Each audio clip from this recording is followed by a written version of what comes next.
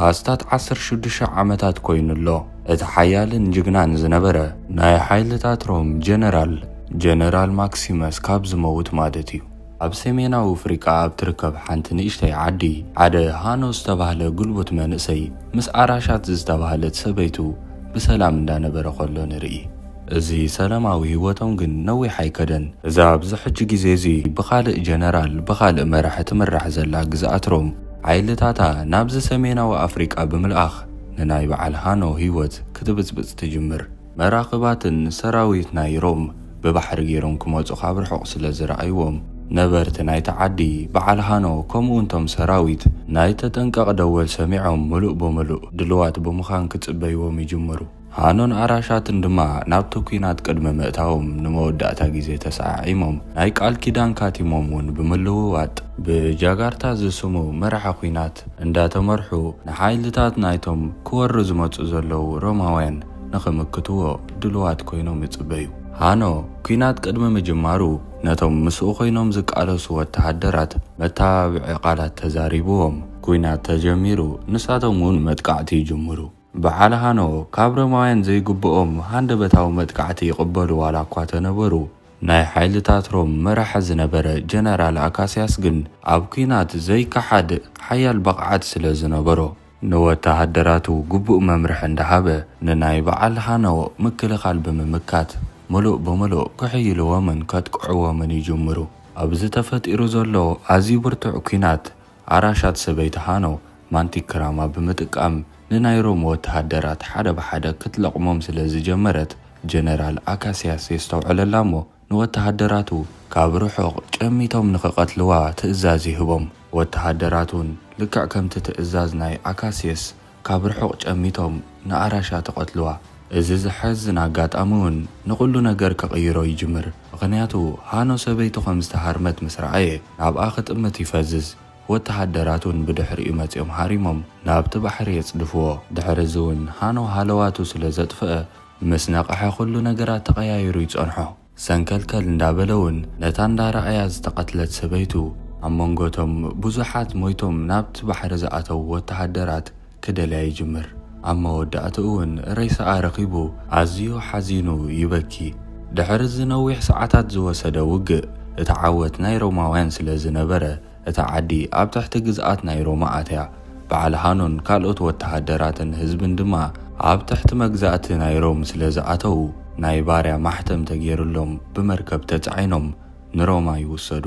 ብመርከብ እንዳተጓዓዙ ከለዉ እቲ መራሒ ናይቲ ኩናት ዝነበረ ጃጋርታ ተሃስዩ ስለ ዝነበረ ሃኖ ብዝተኻእሎ መጠን ክትሓባበሮም ክሕክሞን ይፍትን እዩ ነይሩ። ኣብ መንጎ ክልቲኦም ዕላል ምስ ተጀመረ እውን ሃኖ ንድሕሪት ተመሊሱ ክዝክር ስለ ዝጀመረ ምስኡ ንድሕሪት ተመሊስና ብንእሸዩ ከሎ ንርኢ።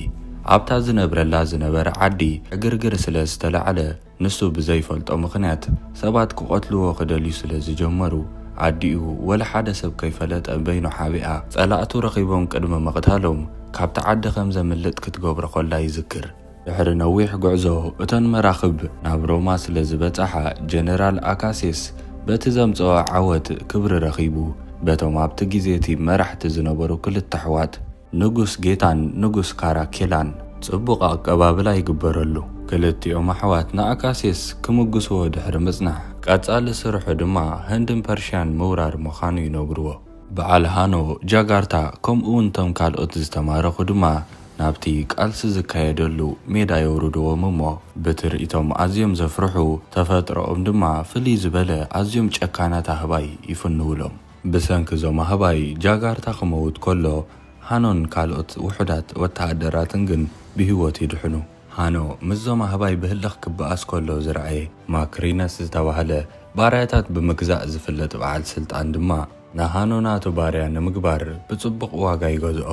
ቀፂሉ እውን ናብቶም ካልኦት ሓያላት ዝበሃሉ ናቱ ባርያታት ይወስዶ እሞ ምስቲ ቪጎ ዝተባህለ ካብቶም ናቱ ባርያታት ኣዝዩ ሓያል ዝኾነ ምስኡ የጋጥሞ። መጀመርያ ቪጎ ዝሰዓረ እዩ ዝመስል ነይሩ። እንተኾነ ግን ድሓር ሃኖ ሙሉእ ብምሉእ ከጥቃዕ ጀሚሩ ንቪጎ ይስዕሮ። በቲ ኣጋጣሚ እቲ ድማ ካብቶም ኩሎም ናቱ ባርያታት ዝሓየለ ሃኖ ምዃኑ የመስክር። ንምሸቱ ኣካስያስ ንገዝኡ ምስ ከደ ሰበይቱ ይረኽባ እሞ ሰበይቱ ድማ እታ ሉሲ ዝተባህለት ኣብ ዘመን ጀነራል አካሲያስ ዝነበረሉ ግዜ ሉሽየስ ዝበሃል ቆልዓ ዝነበራ ጓል ንጉስ ኦሮሌስ ምዃና ንርኢ። ሉሲ ሕጂ እውን ዘይዘከርኩማ ሰባት ተሃሊኹም ሓፍቱ ነቲ ጀነራል ማክሲመስ ዝቆተሎ ኮሞዶስ ዝተባህለ ጨካን ንጉስ ዝነበረ ንሳያ። ቀድመ ዝነበረ ታሪክ ዘይሰማዕኩሞ ሰባት ኣብ ላዕለዋይ ኩርናዕ ሊንክ ክገድፈልኩም እየ ወይ ድማ ኣብ ዲስክሪፕሽን ኣብኡ ጠዊቕኩም ኣቲኹም ረእይዎ። ሉሲ ምስ ሰብኣያ አካሴስ እንዳዓለለት ኮላ ሃገሮም በዞም ክልተ ብዙሕ ዘይበሰሉ ሕዋት ጌታን ካራኬራን ዝተባህሉ ንጉሳት ምምርሓ ከም ዘይሐጉሶም ክዛረቡ ከለዉ ንሰምዕ። በዚ ምክንያት እውን ምስቶም ንኣሽቱ በዓል ስልጣናት ናይቲ ዓዲ ብምትሕብባር መፈንቀለ መንግስቲ ክገብሩ መደብ ኣለዎም። ተሓቢኦም ተራኺቦም እውን ድሕሪ ውሕዳት መዓልታት ነቲ መፈንቀለ መንግስቲ ክፍጽምዎ ከም ዝኽእሉ ተረዳዲኦም ይፈላለዩ። ድሕሪ ውሕዳት መዓልታት ሃኖም ካልኦት ባርያታትን ብምዃን ናብ ሜዳ ይወርዱ እሞ እቶም ነጋውስ አካሲያስ ምስ ሰበይቱ ከምኡ ድማ ህዝቢ ብዝተኣከበሉ ምስ ሓደ ገጅፍ መፍለስ ዝጋልብ ወተሃደር ይጋጠም። ሃኖ ግን ነቲ መፍለስ ጥበብ ብምጥቃም ምስ መንደቕ ከም ዝጋጮ ገይሩ የውድቆ። ነቲ ብልዕሊኡ ኮይኑ ዝጋልቦ ዝነበረ ወተሃደር ድማ ድሕሪ ክንደይ ቅልስ ይስዕሮ። ብናይ ሃኖ ብቕዓት እቶም ነጋውስ ይኹኑ እቶም ህዝቢ ኣዝዮም እዮም ተደኒቖም። ድሕሪዚ ኩነታት ግን ካልእ ዘገርም ነገር ይፍጠር። ሉሲ ንሃኖ ምስ ረኣየቶ ቀደም ሉሽየስ ዝበሃል ቆልዓ ስለ ዝነበራ ንሱ ድማ ሰባት ክቆትልዎ ምስ ደለዩ ሓቢኣ ካብቲ ሃገር ከም ዝጠፍእ ጌራቶ ነይራ። ንሃኖ ምስ ረኣየቶ እውን እቲ ዝጠፍአ ወዳኢ ትዝ ኢልዋ። ገዛኣ ተመሊሳ እውን መሊሳ ከተረጋግፅ ትፍትን እሞ እቲ ቅድሚ ነዊሕ ዓመታት ሉሽየስ ዝተባህለ ወዳ ዝሰደደቶ ናይ ብሓቂ ሃኖ ምዃኑ ተረጋግፅ። ምስቲ ማክሪነስ ዝተባህለ በራዩ እንዳዓደገ ዘሰልጥን ድማ ቆፀራ ስለ ዝነበራ ተራኺቦም ይዕልሉ እሞ ኣብ መንጎ ዕላሎም ድሕሪ እቲ ሃኖ ዘካየዶ ውግእ ጽቡቕ ከም ዘይተሰምዓ ኣስተውዒልላ ስለ ዝነበረ ይሓታ። ዘዕግብ መልሲ ዋላ እኳ ተዘይረኸበ ጠርጣሪኡ ግን ሱቕ ከብሎ ይከኣለን። ገዛ ተመሊሱ ብናቱ መገዲ ኸጻሪ ይጅምር እሞ ሉሲ ቅድሚ ነዊሕ ዓመታት ኣቢሉ ካብ ጀነራል ማክሲመስ ብሕቡእ ዝወለደቶ ቆልዓ ከም ዝነበረ ድሕሪ ንጉስ ኮሞዶስ ግን ብሰንኪቲ ዝተላዕለ ዕግርግር ተቆልዓ መታን ከይጉዳእ ናብ ኣፍሪቃ ገጻ ከም ዝለኣኸቶ ሓበሬታ ይረክብ። በዚ ምክንያት እውን ምናልባት እቲ ዝበሃል ዘሎ ቆልዓ እዚ ዓብይ ዘሎ ሃኖ ክኸውን ከም ዝኽእል ይጠርጥር። ሉሲ ድማ ንምሸቱ ንሓደ ሓላፊ ብምርካብ ብሕቡእ ንሃኖ መታን ሰላም ክትብሎ ከጣዕመላ ሓቲታቶ ስለ ዝነበረት ለይቲ ምድሪ ተኸይድ እሞ ምስ ሃኖ የራኽባ። እሱ እውን ድሕሪ ነዊሕ ዓመታት ወዳ ብምርካባ ብውሽጣ እንዳተሓጎሰት ወዲ ጀነራል ማክሲመስ ምዃኑን ብዛዕባ እዚ ነገር እዚ ግን ብዙሓት ሰባት ሓቂ ምስጢር ከም ዘይፈልጥዎን ትሕብሮ። እንተኾነ ግን ሃኖ እቲ ጀነራል ማክሲመስ እቲ ጅግና ኣቦኡ ምዃኑ ዋላ እኳ ተተገረመ፣ ሉሲ ግን ኣብዚ ሕጂ ግዜ እዚ ሰብኣያ ጀነራል አካሴስ ስለ ዝኾነ ጀነራል አካሴስ ድማ ናብ ሰሜን ኣፍሪቃ መጺኡ ንሰበይቲ ሃኖ ኣራሻት ዝቐተለ ስለ ዝኾነ ዋላ እኳ ኣዲኡ ተኾነ ኣብዚ ሕጂ ግዜ ግን ሰበይቲ ጸላኢኡ ስለ ዝኾነት ክቕበል ኣይከኣለን። ሉሲ ዘይተጸበየቶ ነገር ኣጋጢምዋ ልባ ተሰይራ ንሃኖ ፍቲ ቤት ማእሰርቲ ገዲፋቶ ትኸይድ። ንገዛ ምስ ተመልሰት እውን ንአካሴስ በጃኻ እቲ ቅድሚ ነዊሕ ዓመታት ዝሰደድክዎ ወደዩ ኮይኑ ጸኒሑ ሃኖ ካብዚ ተኣሲርዎ ዘሎ ባርነት ኣውፃዮ ኢላ ትልሙኖ። ኣብዚ ግዜ እዚ ግን ሰራሕተኛኦም ብርሑቕ ኮይና ትሰምዖም። ሰራሕተኛኦም እንተሓስያ ድማ እዚ ነገር እዚ ምስጢር ዋላ እኳ ተነበረ ኣብ እዝኒ ጸላእቶም እውን ክበጽሕ ተኽእሎ ኣለዎ። ኣብ ቀጻሊ መዓልቲ ካልኣይ ምርኢት ይካየድ። ኣብቲ ኩሉ ግዜ ቃልሲ ዝካየደሉ ሜዳ ድማ ላቶም በዓል ሃኖም ካልኦት ባርያታትን ተኣኪቦም እቲ ሜዳ ማይ ተመሊኡ ኣብኡ ድማ ኣዝዮም ሓደገኛታት ዓሳ ከም በዓል ሻርክ መሊኦሞም እንሕልሕዶም ክበኣሱ ይጅምሩ። እቲ ቃልሲ ብመርከብ ስለ ዝነበረ ካብቲ ቅድሚ ሕጂ ዝገበርዎ ቃልሲ ፍልይ ዝበለን ኣዝዩ ውርትዑን እዩ ነይሩ። እንተኾነ ግን ተስፋ ዘይቆርጽ ሃኖ ሙሉእ ዓቕሙ ብምጥቃም ነቶም ደቂ ጋንትኡ ሒዙ ይስዕር እዩ ዘሎ። እቲ ኣብ መንጎ ክልቲኦም ዘሎ ዕግርግር ተጠቂሙ እውን ማንቲክራማ ገይሩ ከይተረኣየ ንጀነራል አካሴስ ንኽቆትሎ ዓቂኑ ይውንጭፍ። እንተኾነ ግን እፊኦም ስለ ዘስሓትዎ ንአካሴስ ሲሒቱ ኣብ መንጎቶም ክልተ ነጋውስ ተዓልብ። በቲ ኮይኑ በቲ ግን በዓል ሃኖ ሲዒሮም እቶም ተጻረርቶም ዝነበሩ ድማ ምሳሕ ሻርክ ኮይኖም ይተርፉ።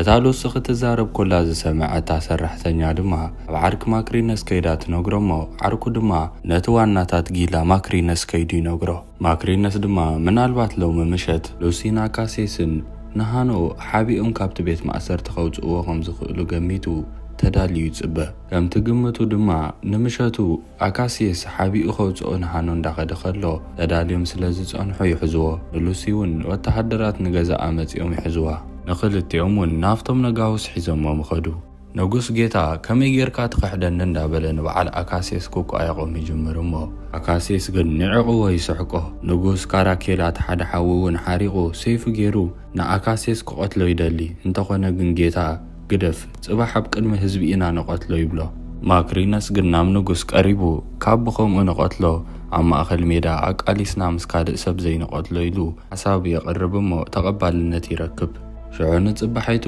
ራቭ ዝተባህለ ንበዓል ሃኖ ዶክተሮም ናሃኖ ኣዝዩ ፈትዎ ስለ ዝነበረ ናብቲ ናይ ማክሲመስ ኣጽዋራት ዝርከበሉ ቦታ ይወስዶሞ ሃኖ ድማ ናይ ማክሲመስ ኣቦኡ ዝነበረ ኣጽዋራት ትርእዩ ኣዝዩ ብምሕጓስ ተዓጢቕዎ ይኸይድ ኣካሴስ ኣብ ሜዳ ወሪዱ ዝቃለሰሉ ሰዓት እውን ኣኺሉ ንሉሲ ኣእዳዋ ኣሲሮም ከም ትምልከቶ ገይሮም ንዕኡ ድማ ምስ ብዙሓት ወተሃደራት የቃልስዎ ዋላ እኳ ብዙሕ መጉዳእቲ ወሪድዎ ከቢድ እውን ተነበረት ቃልሲ ኣብ መወዳእትኡ ግን ብዓወት ናቱ ይዛዘም በዚ ግን ኣየብቃዕን ክቐትልዎ ስለ ዝደልዩ ቀፂሎም ምስ ሃኖ ከበኣስዎ ይሓስቡ ምክንያቱ ኣብቲ ናብ ሰሜናዊ ኣፍሪቃ ዝመፅሉ ዝነበሩ ጊዜ ሓይልታት ሮም መሪሑ ዝመፀ ጀነራል ኣካሴስ ስለ ዝነበረ ኣራሻት ሰበይቱ እውን ስለ ዝቐተለሉ ሕነ ንኽፈዲ ነዊሕ ክጽበ ጸኒሑ ነዚ ብኮ ዝብምጥቃም ድማ ንሃኖ እውን ናብቲ ሜዳ ምፂኦም ምስ ኣካሴስ የጋጥምዎ ክልቲኦም ኣዝዮም ሓያላት ስለ ዝነበሩ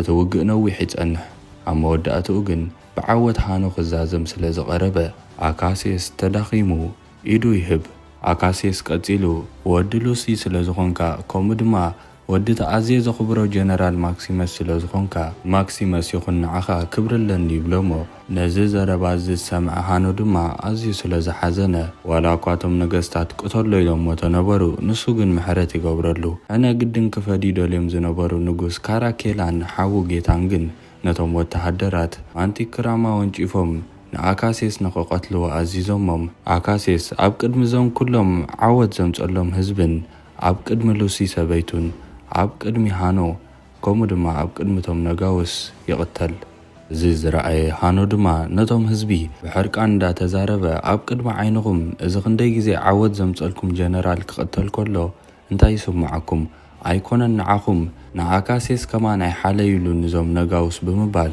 እቶም ህዝቢ ኣብ ልዕልቶም ነገስታት ተቃውሞ ከም ዘልዕሉ ይገብሮም እቶም ነጋውስ ቀልጢፎም ተሲኦም ኸዱ እንተኾነ ግን እቲ ዕግርግር መሊሱ ይቕጽል ንምሸት እውን እንተኾነ ኩላቶም ቶም ህዝቢ ናብ ጎደና ወፂኦም ተቃውሞኦም ከርእዩ ይጅምሩ እቶም ወተሃደራት ቶም ህዝቢ ይቃለሱ ከምኡ ድማ ካራኬላን ጌታን ዝተባሃሉ ነጋውስ ይውረዱ እንዳበሉ ይጭድሩ ይጅምሩ እዚ ዝተፈጥረ ነገር ድማ ንኽልቲኦም ኣሕዋት ከከራኽሮም ይጅምር ናይ ክልቲኦም ግጭት ዘስተውዕል ዝነበረ ማርኒከስ እቲ ዋናታት ናይቶም ባርያታት ድማ ነዚ ብምጥቃም ንሱ ስልጣን ክሕዘሉ ዝኽእል መገዲ ክፍትሽ ይጅምር ንካራኬራ ድማ ዘየለ ምኽሪ እንዳሃበ ንሓዉ ጌታ ከም ዝቐትሎ ይገብሮ ንሱ እውን ይሕግዞ ሉሲ ድማ ንመወዳእታ ግዜ ክትረኽቦ ናብ ሃኖ ትኸይድ እሞ ናይ ኣቦኡ ዝነበረት ካቲም ድማ ትህቦ ሃኖ ድማ ሓቒፉ ኣብ ዝሓለፈ ግዜ ሓሪቐ እየ ተዛሪበኪ ይቕሬት ኣብላ ካራኬላ እውን ንሓዉ ጌታ ድሕሪ መቕታሉ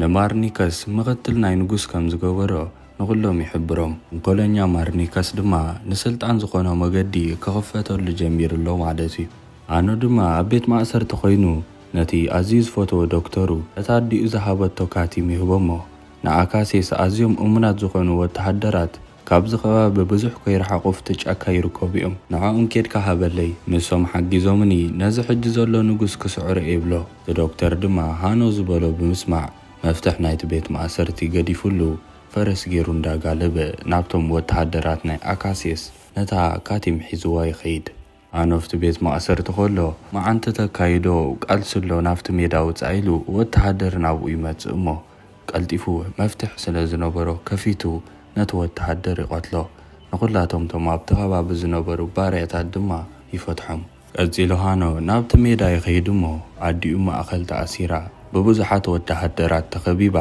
ንዓኣ ከድሕ እንተኾይኑ ነዞም ኩሎም ወተሃደራት ክቐትሎም ከም ዘለዎ ይንገሮ። እንተኾነ ግን ነቶም ወተሃደራት በይኑ ይኮነን ተቓሊስዎም። እቶም ኩሎም ኣቐዲሙ ፈቲሕዎም ዝጸንሐ ኩላቶም መጺኦም ሕግዝዎ። እቶም ህዝቢ እውን ነቲ ንጉስ ምስ ረኣዩ ትማሊ ተላዒሉ ዝነበረ ዕግርግር መሊሱ ሕጂ እውን ይቕጽል። ገደደ እቲ ንጉስ ክረጋግኡ ተኸኣሉ ኢሉ ነቶም ወተሃደራት ናብቶም ህዝቢ ማንቲክራማ ንኽሰዱ ምስ ኣዘዞም ወተሃደራት ንተራ ሰባት ክቐትሉ ምስ ረኣዩ መሊሱ እቲ ዕግርግር እንዳገደደ ኸይድ። ህዝቢ እውን መጥቃዕቲ ከም ዝጀመረ ዝረኣየ ማርኒከስ ድማ ንሓደ ወተሃደሩ ፀዊዑ ወሳኺ ሓይሊ ሒዝካ ምጻእ እብሎሞ። እንተኾነ ግን እቶም ንኣካሴስ እሙናት ዝነበሩ ካቲም ሒዙ ዝኸዶም ሰራዊት እውን መጥቃዕቲ ስለ ዝጀመሩ ዝበዝሑ ወተሃደራት ንዖኦም ንኽከላኸሉ ኸይዶም ኣለዉ ኢሉ ይምልሰሉ። እዚ ዕግርግር መትሓዚ ምስ ተሳእኖ ወላ ሓደ ኸይረኣዮ ማርኒከስ ተሓቢኡ ንንጉስ ካራኬላ ይቐትሎ እሞ ቀፂሉ እውን ማንቲክራማ ብምምጻእ ካብ ርሑቕ ንኣዲኡ ንሃኖ ንሉሲ ይወግኣ። ሃኖ እታ ድሕሪ ክንደይ ነዊሕ ዓመታት ዝረኸባ ኣዲኡ ሕጂ እውን ኣብ ኢዱ ስለ ዝመተቶ ብሕርቃን ይቃጸል። ማርኒከስ እውን ፈረስ ሒዙ የምልጥ እሞ ሃኖ ፈረስ ገይሩ ይስዕቦ። ኣብ መወዳእታ እውን ኣርኪብዎ ኣብ መንጎ ክልቲኦም ብርቱዕ ቃልሲ ይጅምር። መጀመርያ ናይቲ ቃልሲ ብዙሕ ተዳኺሙ ዘይጸንሐ ማርኒከስ ንሃኖ ክበልጾ ዋላ እኳ ተጀመረ።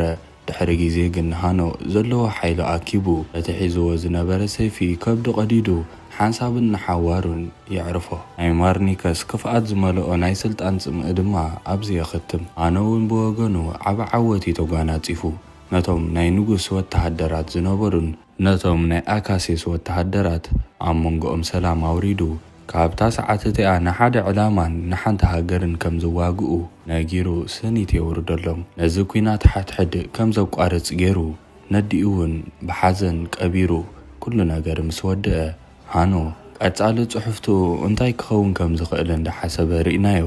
እቲ ታሪክ ናይ ግላድያተር ፓርትቱ ኣብዚ ይዛዘም። ንሎም ማዓንቲ ሒዘልኩም ዝመጸኹ ፊልም ነዚ ትመስል ነይራ። ተፈቲኹማ ላይክ ምግባር ኣይትረስዑ። ናይ ወትሪ ተኸታተልቲ ንምዃን ሳብስክራይብ ጌርኩም ነታ ደወል ትንክፍ ኣብልዋ።